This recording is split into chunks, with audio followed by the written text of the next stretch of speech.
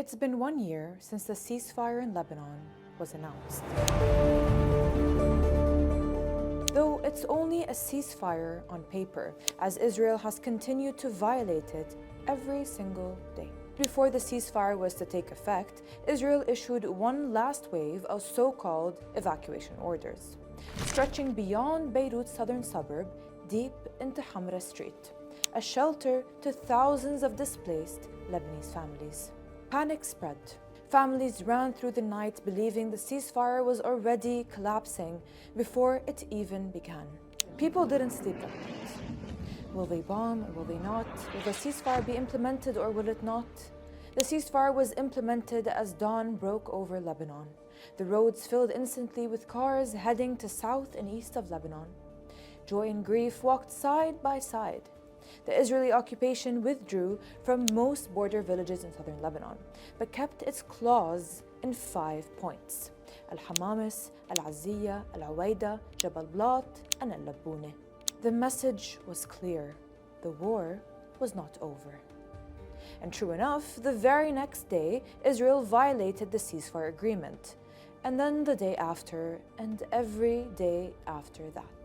UNIFIL recorded more than 7,500 air violations and at least 2,500 ground violations. Yet, zero accountability from the Monitoring Committee.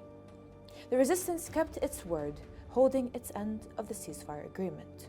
We have not seen any evidence of the rebuilding of new Hezbollah military infrastructure, and we have not seen evidence of military movements south of the Litani River. We all share heart-wrenching moments that will forever be etched in our minds. Like Zainab's desperate plea, the 10-year-old girl that lost both of her parents after an Israeli drone strike targeted their house in the outskirts of the town of Ibriha in southern Lebanon.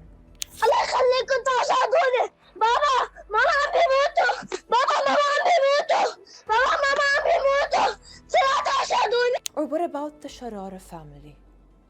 Or the mother who lost her son before her eyes after an Israeli strike targeted his car. Her husband ran, hugging her, covering her eyes so that she wouldn't see his last moments.